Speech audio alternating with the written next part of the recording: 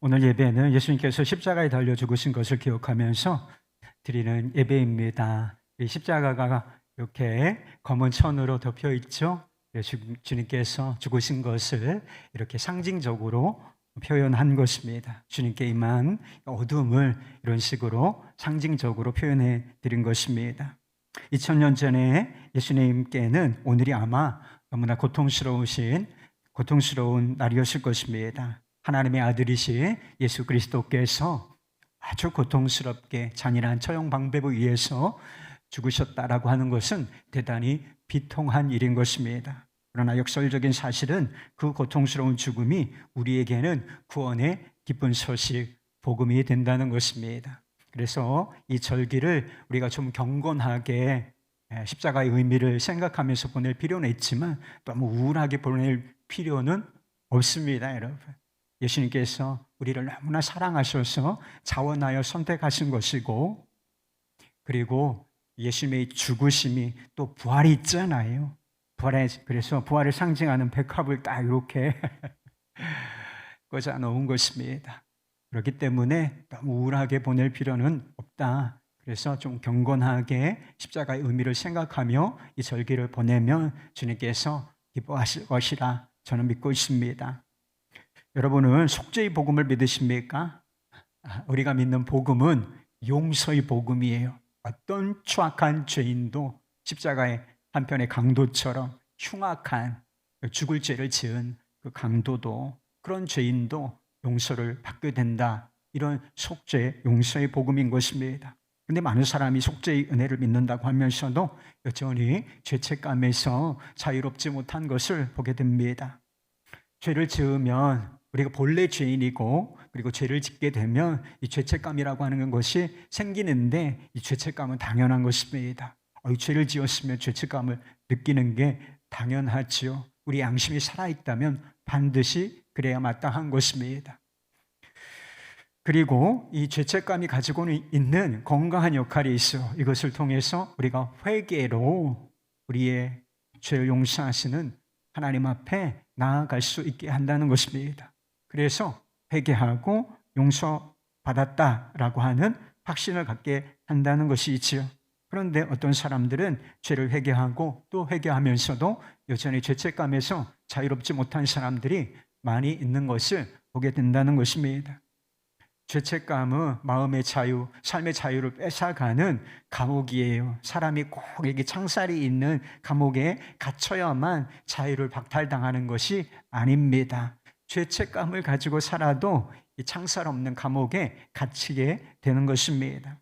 창세기 42장 말씀에 보면 요셉이 곡식을 구하러 온 형들을 시험하는 장면이 나와요. 아주 치밀하게 계획된 시험을 하는데 막 형들이 너무나 곤혹스럽고 어려운 지경에 딱 빠져버리고 함정에 빠진 것처럼, 깊은 함정에 빠진 것처럼 그런 상황이 되고 말았다는 것입니다. 그런데 그런 상황이 딱 되자 이 형제들끼리 이런 대화를 나눈다는 것입니다. 창세기 42장 22절 말씀, 르우벤이 그들에게 대답하여 이르되 너희에게 그 아이에 대하여 죄를 짓지 말라고 하지 아니하였더냐. 그래도 너희가 듣지 아니하였느니라. 그러므로 그의 핏값을 치르게 되었도다 하니. 요셉이 이미 총리가 되어 있을 그런 시점이니까 시간이 한 20년 이상은 지난 일이에요. 아마 20년, 25년 이렇게 훌렁 지난 그런 시점이었다는 것입니다. 그런데 형들은 어려운 상황에 부딪히니까 자신들이 요셉에게 지은 죄를 떠올리게 되었던 것입니다. 자신들이 겪게 되는 이런 곤혹스러운, 어찌할 바를 모르겠는 이런 곤혹스러운 상황이 우리가 요셉에게 그 20년 전에, 25년 전에 지었던 그 동생을 구덩이에 던져버리고, 그리고 애굽의 상인에게 팔았던 이 죄, 사람이라면 이게 죄인 줄 모르겠습니까? 죄인 줄 알지. 그래서 그 죄책감을 가지고 살아왔다는 것입니다. 그래서 곤혹스러운 상황이 벌어지니까 이게 그 다 죄값이구나. 우리가 다 죄값을 받게 된 거야. 이렇게 서로 이야기를 했던 것입니다. 요셉이 애굽에 감옥에 갇혔던 적이 있습니다. 한 3년 정도 이렇게 갇혀 있었던 적이 있어요. 그래서 애굽은 요셉은 창살이 있는 실제 감옥에 갇혀 있었지만 이 형들도 자유로운 건 아니었어요. 창살 없는 감옥, 죄책감이라고 하는 감옥에 갇혀서 20년 이상을 살았다 하는 것입니다. 죄책감은 마음의 평화를 빼앗아 가기도 하는 것입니다. 죄책감을 가지고 있는 한 우리 마음은 결코 쉴 수가 없다는 것입니다. 기쁘고 감사한 일이 있을 수가 있죠. 기쁘고 감사한 일, 좋은 일이 있어요. 그런데 마음에 깊은 죄책감을 가지고 있으면 그 기쁜 일을 정말 기쁜 일답게, 감사한 일답게 누릴 수가 없다는 것입니다. 마치 내 몸에 맞지 않는 옷이 있잖아요. 옷을 입었는데 이게 너무 크든지 작든지 그래서 몸에 잘 맞죠, 이거는. 잘 맞잖아요. 그래서 어울린다 이렇게 생각할 수가 있는데 마치 어울리지 않은 옷을 입은 것처럼 기쁜 일이 있어도 제대로 기뻐하지 못하고 좋은 일이 있어도 그것을 제대로 누리지를 못하는 그런 어정쩡한 상황이 되고 마는 것입니다. 반대로 나쁜 일이 일어나요. 불행한 일이 일어나. 그러면 올 게 왔구나. 예상한 대로구나. 이런 느낌을 갖게 된다는 것입니다. 불행한 상황, 이게 당연한 것이 아니에요. 여러분, 우리가 불행한 일을 당하는 것이 당연합니까? 당연한 상황이 아닌데도 올 게 온 거야. 당연한 일을 당한 것처럼 그것을 불행을 그냥 받아들이게 되는 그런 일이 생기게 된다는 것입니다. 자존감이 낮은 분들이 있죠. 자존감이 낮은 사람들의 특징이 뭔지 아세요? 상처를 잘 받는다는 거예요. 상처받았다. 너무 그렇게 이야기하지 말라고 얘기했잖아요. 너무 상처받았다고. 그게 자존감이 너무 약한 거예요. 자존감이 건강한 사람 있잖아요. 그러면 상처받을 만한 일이 있어도 회복이 빨라요. 회복이 빨라. 그래서 그거에 크게 이렇게 개의치 않는 상황이 될 수가 있단 말이에요. 그러니까 자존감이 너무 낮으니까 막 작은 말 하나에도 상처받았다. 앞으로는 그렇게 얘기하지 말아요. 자존감이 낮은 것만 드러나는 거니까 그리스도 안에서 건강한 자존감을 가지시길 바랍니다. 그런데 자존감이 낮은 핵심적인 이유가 무엇이냐? 자기 자신을 바라보고 자기의 못난 점, 그 죄책감, 그 밑에 죄책감이라고 하는 뿌리가 들어있기 때문인 것입니다. 아버지가 일찍 세상을 떠난 자매가 있었다 그래요. 이 자매가 어릴 때 엄마가 절대로 자녀에게 이런 말을 해서는 안 되는데 엄마가 이게 잘 모르시는 거라. 아이 키우는 방법을 모르고 자기도 너무 힘드니까 이 아이에게 스트레스를 다 풀었는데 어떤 식으로 했느냐면 네가 울어서 아버지 죽은 거야. 네 아버지 죽은 거 아니냐. 그리고 엄마의 감정 조절이 잘 안 되는 그런 상황에서는 이 아버지 잡아먹은 년 같으니라고 이런 막 폭언을 쏟아부었다는 것입니다. 이게 믿음이라는 게 들음에서 난다고 하잖아요. 그래서 혹시 너무 고통스럽고 상처가 되었지만 자주 너 때문에 아버지 죽은 거야. 이 아버지 잡아먹은 년아. 이런 이야기를, 이런 폭언을 자꾸 들으니까 그게 믿어졌어요. 나 때문에 아버지 돌아가셨구나. 평생의 죄책감에 시달리게 되었다라고 하는 것입니다. 결혼할 때가 되어서 좋은 남자가 청혼을 해왔대요. 그런데 기꺼이 그 청혼에 예스를 못했다는 거예요. 왜? 결혼하면 불행할까 봐. 그리고 나는 이런 사람의 청혼을 받을 자격이 없어. 행복할 자격이 없어. 이렇게 생각을 했기 때문에 그것을 예스를 못했다라고 하는 것입니다. 그러다가 결국 한 남자와 결혼을 하게 되었는데 불행한 결혼 생활을 하게 되었습니다.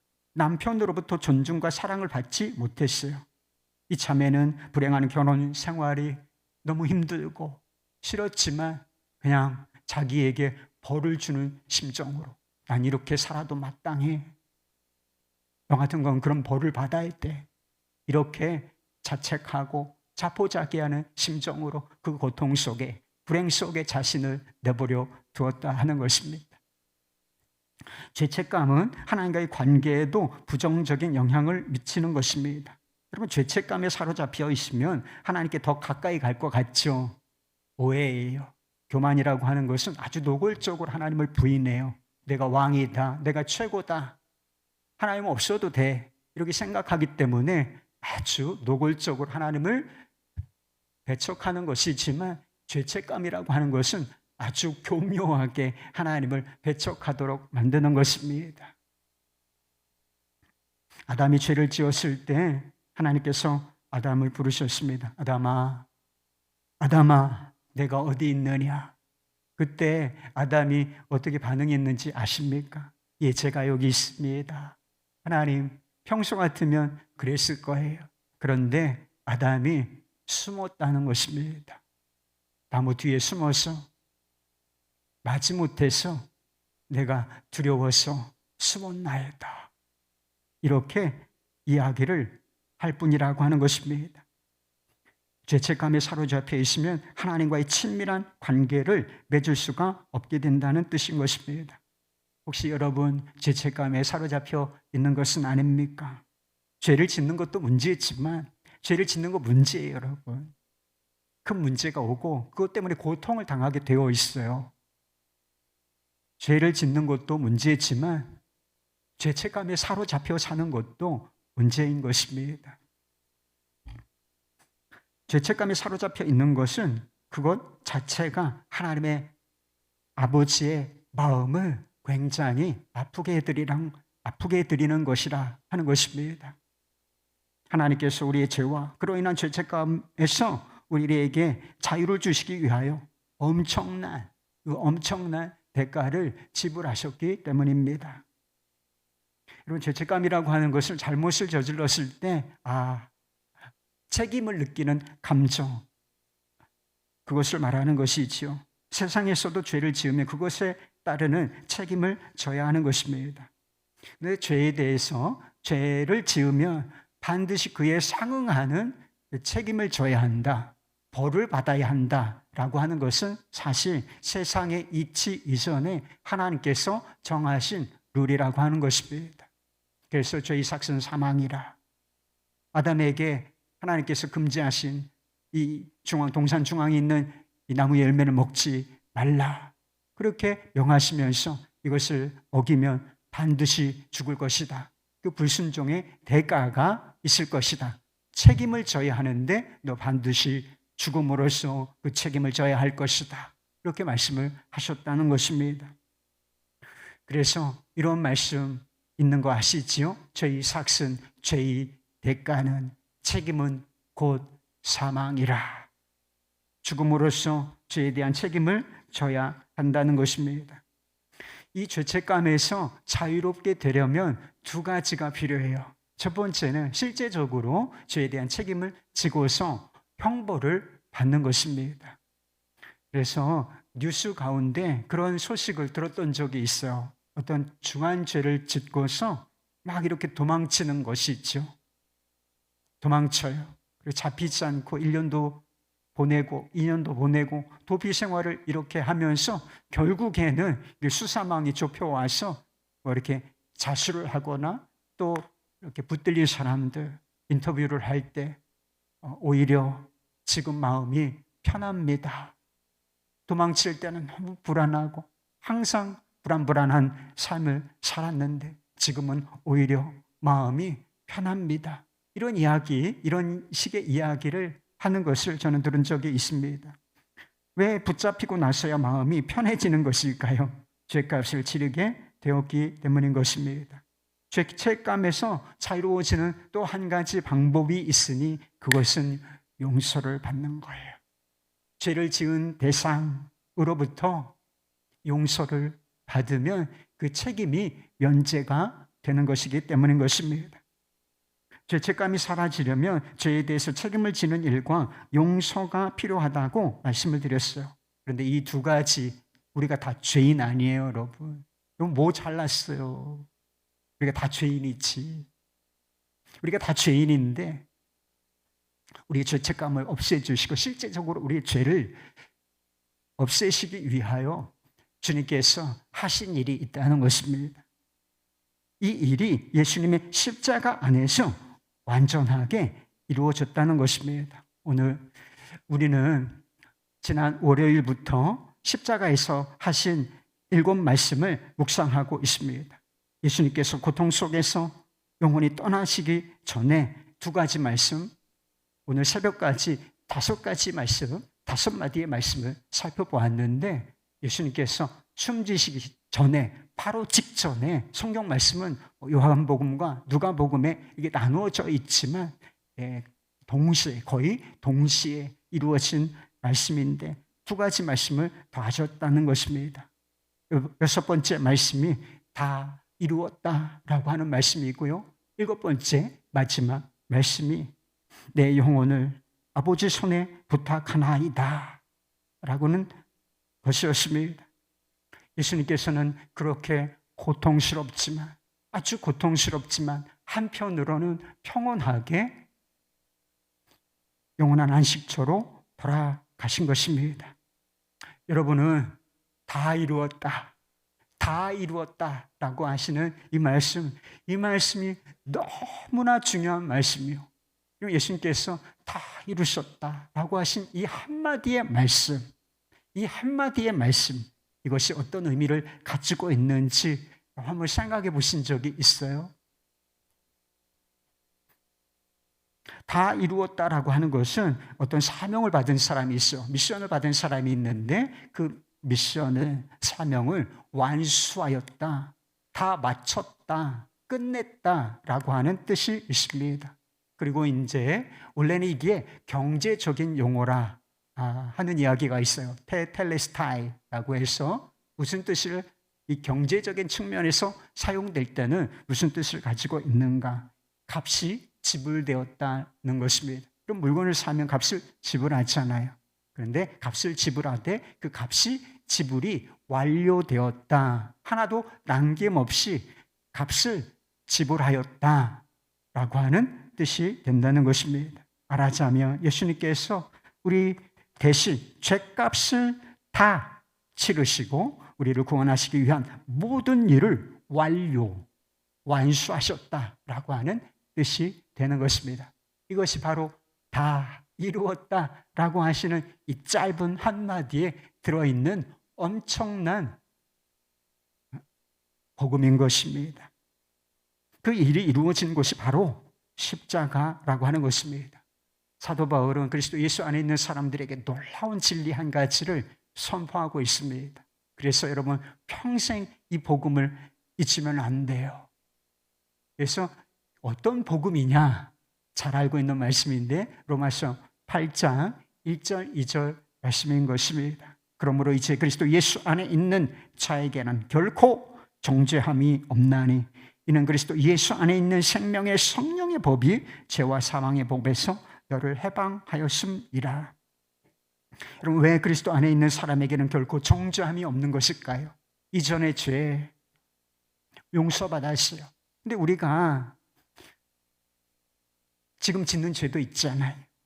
앞으로 지을 죄도 있을 것이고요. 그런데 그리스도 예수 안에 있는 사람에게는 이 모든 죄에서 정죄함이 없다. 결코 never 정죄함이 없다라고 말씀하시는 것이겠습니까? 예수님께서 십자가에서 우리가 감당해야 할 죄값, 이 모든 죄값을 다 치르시고 지불 완료하셨기 때문인 것입니다. 어떤 방식으로요? 우리의 죄를 담당하시고 율법의 정죄를 받아, 죄를 지으면 율법이 정죄를 한단 말이에요. 그리고 심판을 선언하여 하나님의 진노와 심판을 선언하고 그 결과가 죽음이고 둘째 사망인 지옥인 것입니다. 그런데 율법의 정죄를 받으시고 하나님의 진노를 받아 심판을 받음으로 말미암아 죽는 방식으로 말인 것입니다. 예수님의 죽으심으로 정죄와 심판은 끝났다는 거예요. 우리가 받아야 할 것인데, 우리가 죄인들이 받아야 할 정죄와 심판, 그거 다 예수님께서 우리 죄 다 가져가시고 그리고 우리가 받아야 할 하나님의 진노와 정죄와 심판, 그것을 온몸으로 온 삶으로 다 받으셨다라고 하는 것입니다. 그러니까 우리가 더 이상 받을 죄값이 없는 거예요. 우리가 정죄받지 않게 되는 것입니다. 그리고 예수님께서 완료하신 이 사역, 구원 사역을 인하여서 하나님께서 그저 죄인일 뿐인 우리를 용서하시고 의롭다고 해주신 것입니다. 여러분은 십자가의 주님을 믿으십니까? 우리 주님은 그냥 주님 아니시고 십자가의 주님, 부활의 주님이신 것을 믿으시기를 바라요. 여러분은 그 주님을 마음속에 믿으십니까? 그렇다면 여러분의 모든 죄는 예수 그리스도 안에서, 십자가 안에서 완전히 용서받은 것입니다. 진리의 말씀 그대로 로마서 8장 1절 말씀이 누구에게 해당되는 말씀인가요? 옆에 있는 김 집사님, 박 권사님, 아니고 나 그동안 죄인으로 살았고 지금도 연약하여 죄를 짓는 나 그리스도 예수 안에 있는 자에게는 결코 정죄함이 없느니라. 아멘입니다. 주여, 이것이 저희에 해당되는 진리입니다. 이렇게 믿으실 수 있기를 바라겠습니다. 여러분, 예수 믿는 사람도 죄를 지으면 회개를 해야 하는 것입니다. 제발 회개 좀 해요, 여러분. 죄를 지었으면 마음속으로 짓는 죄가 얼마나 많아요. 그 죄 쌓지 말고 회개 좀 하십시오. 회개를 통하여 하나님 아버지와의 친밀함을 회복해야 하는 것입니다. 그런데 그 회개의 근거가 뭔지 아세요? 내가 다 이루었다. 완성된 속죄사역. 이것이 회개의 근거인 것입니다. 그리스도 예수 안에 있는 자에게는 결코 정죄함이 없다는 진리 안에서 회개를 하는 것입니다. 죄를 지으면 죄책감이 생겨요. 사단이 참소하는 우리 내면의 소리가 들릴 수도 있고 사단이 참소하는 영적인 음성이 들릴 수도 있습니다. 너는 죄인일 뿐이야. 너는 자격이 없어. 네가 무슨 자격이 있어서 용서를 받고 네가 무슨 자격이 있어 하나님의 자녀라고 할 것이냐. 너를 봐. 너의 모습 진실하게 한번 봐. 너는 그저 죄인일 뿐이다. 이런 음성에 아멘 하게 되면 이런 죄책감의 노예가 되는 것입니다. 하나님의 자녀다. 교회는 다닐 수가 있지만 구원의 확신을 잃어버리고 방황하게 되는 것입니다. 그때 우리가 들어야 할 주님의 말씀, 우리가 붙들어야 할 진리의 말씀이 있는 것입니다. 십자가에서 울려 퍼지는 주님의 외마디 말씀, 다 이루었다. It is finished. 완료되었다. 아무도 너를 정죄하지 못한다. 나도 너를 정죄하지 아니하노라. 하나님의 자녀들은 벌을 받을까 봐 두려워서 회개하는 게 아니에요. 그런 회개는 종의 회개라고 부르는 것입니다. 여러분, 우리가 종인가요? 자녀이죠. 자녀의 회개는 벌을 받을까 봐, 형벌을 받을까 봐 두려워서 회개하는 것이 결코 아닌 것입니다. 죄에 대한 아픔은 있어요. 죄는 무서운 것입니다. 죄는 실제적인 것이에요. 더러운 것입니다. 그래서 죄를 지었다. 그래서 죄를 지은 것에 대한 아픔은 있지만 아버지의 사랑과 십자가의 은혜 때문에 회개하는 것입니다.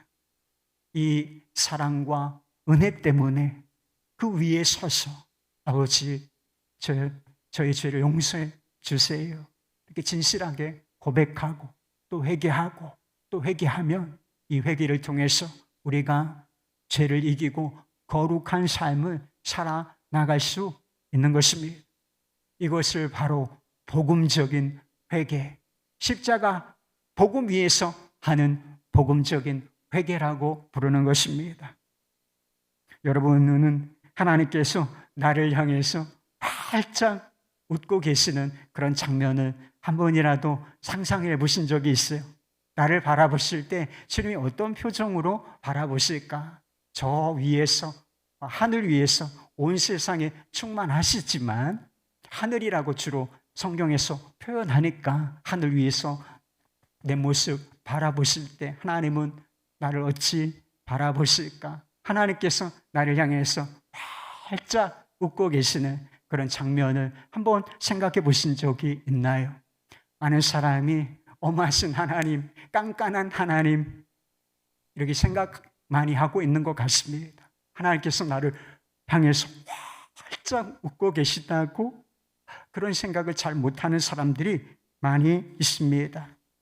하나님의 엄격한 기준, 말씀이라는 기준도 있지 않습니까? 그리고 자신의 행위만을 바라보기 때문인 것입니다. 우리가 얼마나 연약해요. 사실 우리가 생각해 봐도 저 자신을 생각해 봐도 그렇게 썩 훌륭하지를 않아요. 훌륭한 구석 이만큼 있죠 뭐. 그런데 뭐 그거에 비교할 수 없을 정도로 연약하고 그리고 진짜 형편없는 구석이 있어요. 여러분들에게 다 공개하기 어려운 저 자신만 하는 형편없는 구석들 그런 게 있습니다. 여러분도 그런 게 있다는 것을 스스로 아시잖아요.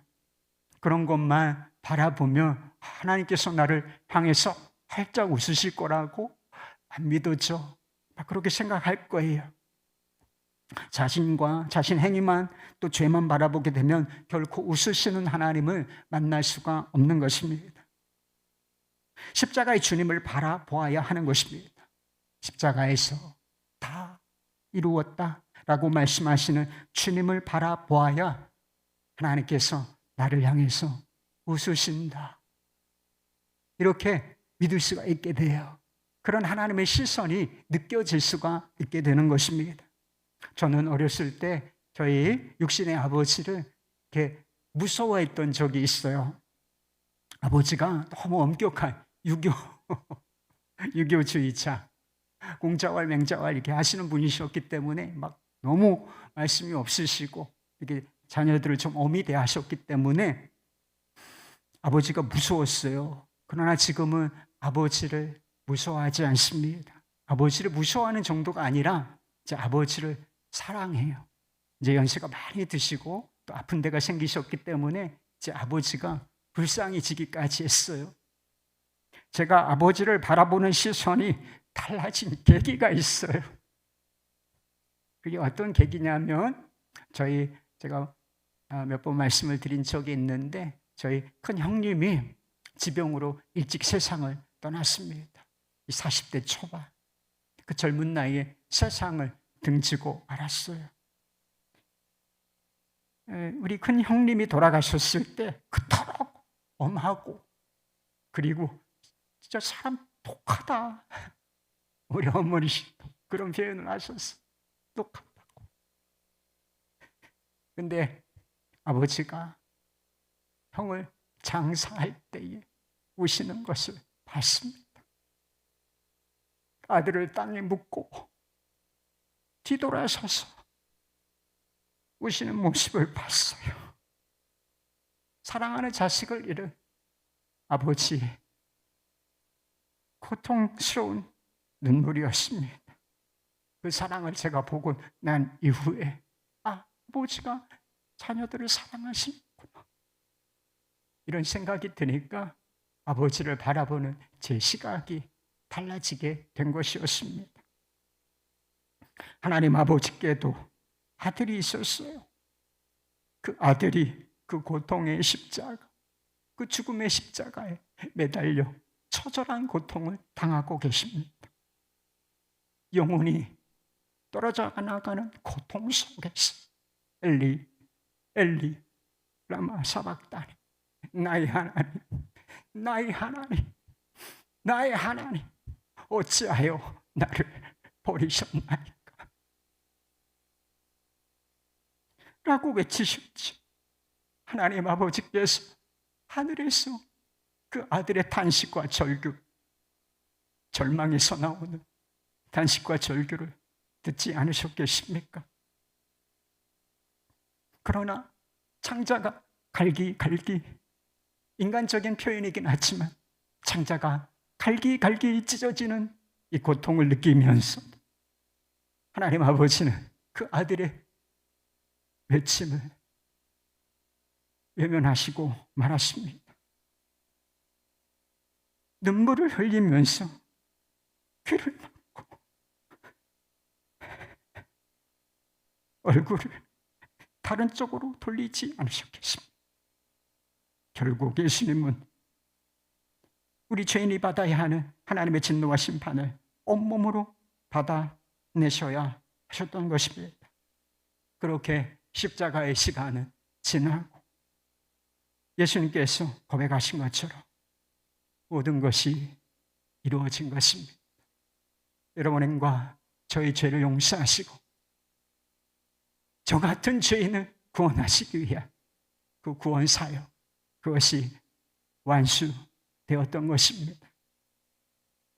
믿음이라는 것이 참 신비한 거예요. 우리는 한 길 아무것도 없어요. 믿음이라는 건데 어떻게 이렇게 신비한 것인지.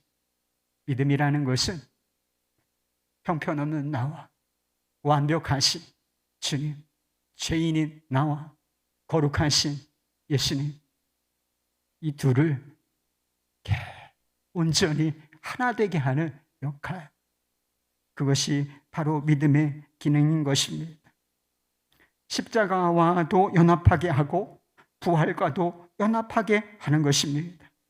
우리가 믿음으로 예수 그리스도 안에 있을 때 많은 변화가 일어나지만 한 가지 중대한 변화가 일어나는데 하나님께서 우리를 바라보는 시선에 근본적인 변화가 일어난다는 것입니다. 우리를 바라보시는 하나님 아버지의 시선이 어떻게 달라질까요? 전에는 우리 자신 그리고 우리 자신의 행위만을 보시고 평가를 하셨습니다. 죄를 지으면 그저 죄인일 뿐인 것이지요. 우리 자신과 행위만을 보신다면 어떻습니까? 그저 악하고 더러운 죄인, 지옥 갈 죄인일 뿐인 것입니다. 그러나 우리가 그리스도 안에 있을 때 우리만 바라보시는 것이 아니라 우리 안에 계신 주님, 우리를 위하여 모든 것을 다 이루신 주님을 보신다는 것입니다. 그리스도께서 우리를 위하여 이루신 완전한 속죄 뿐만 아니라 우리를 위하여 이루신 완전한 순종을 바라보신다는 것입니다.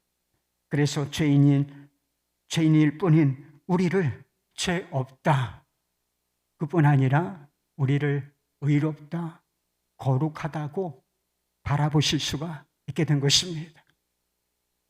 마가복음에 보면 예수님께서 세례를 받으실 때 하늘에서 이런 음성이 들렸다고 기록하고 있습니다. 1장 11절 말씀, 하늘로부터 소리가 나기를 너는 내 사랑하는 아들이라, 내가 너를 기뻐하노라. 하나님 아버지께서 그 아들 독생자 우리 주님을, 예수님을 얼마나 사랑하시고 얼마나 기뻐하시는지 감정이입은 잘 안 돼 있지만 그것을 느끼실 수가 있겠습니까? 예수님이 이 땅에서 구원자로 오셨을 때, 세례를 받으실 때, 공생애를 시작하실 때 주님께서 보시기에 너무 사랑스럽고 너무 기뻐하셨다, 그런 말씀인 거지요. 그런데 그거 아십니까? 그 예수님께서 믿음으로 말미암아 우리 안에 계시다는 것을, 그러므로 말미암아 하나님께서 그 아들 독생자 예수 그리스도를 바라보는 시선이 그대로 우리를 바라보는 시선이 되신다는 사실, 그것을 아십니까?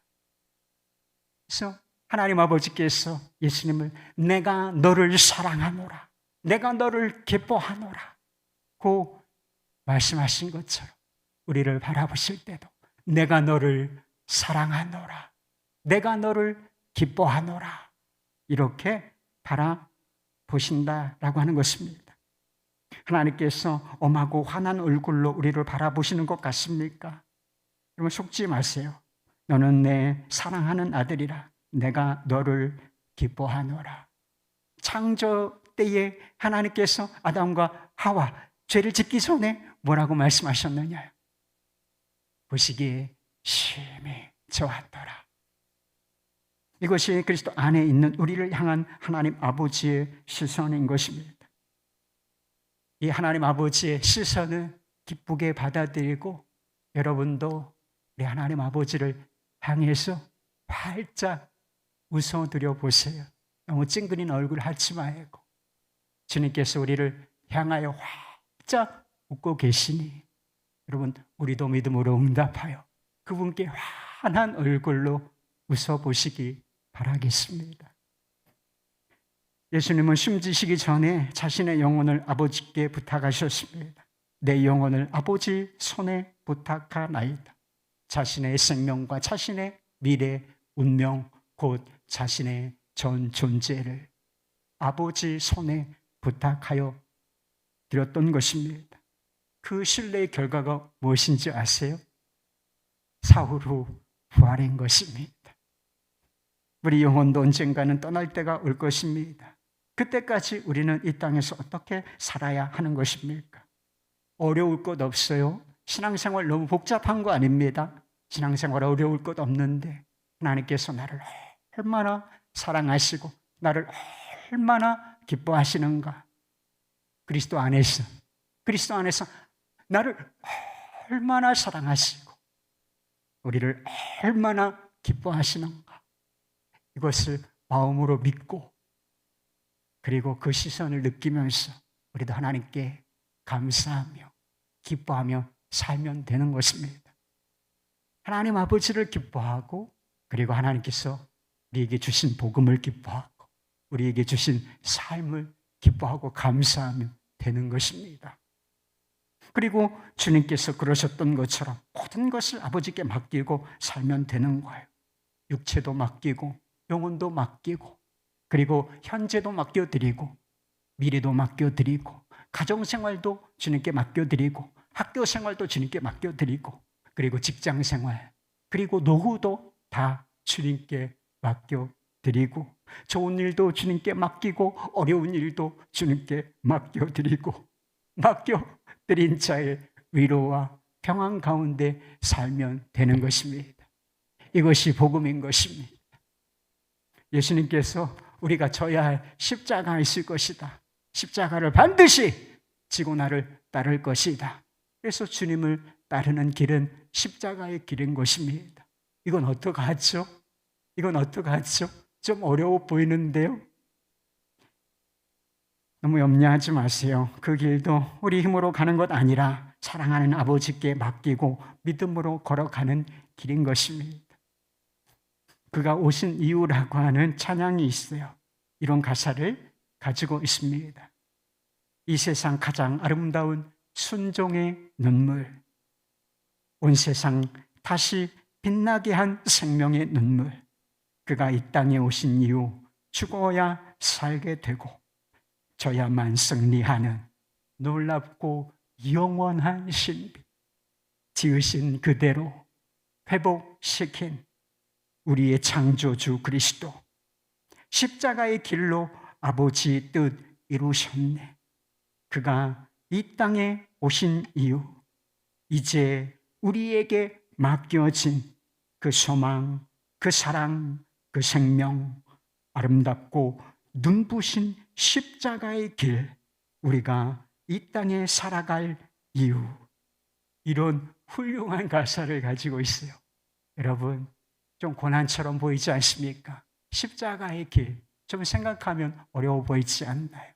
그런데 이 십자가의 길을 뭐라고 부르고 있는가? 아름답고 눈부신 길이라고 부르고 있습니다. 예수님께서 먼저 지신 십자가로 닦아놓으신 길이기 때문인 것입니다. 이 길, 우리가 분명히 우리가 져야 할 십자가 있고 따라야 할 십자가의 길이 있지만 이게 우리가 개척하는 거 아니고 우리를 위하여 먼저 십자가를 지신 주님께서 완벽하게 닦아놓으신 길이기 때문인 것입니다. 하나님 아버지께 맡기고 위로 가운데 갈 수 있는 길이기 때문이에요. 그러면 반드시 승리하고, 그러면 반드시 부활과 영광과 영생으로 돌아오는 길이기 때문인 것입니다. 십자가에서 울려 퍼지는 다 이루었다. 절대로 잊어먹으면 안 돼요. 십자가에서 울려 퍼지는 다 이루었다라고 하시는 이 주님의 음성을 들으시기를 바랍니다. 그리고 모든 것을 아버지께 맡기고 주님이 가신 그 길을 따르시기를 바랍니다. 주님께서 그 길을 응원하실 것이고 저도 그 길을 응원하겠습니다. 할렐루야!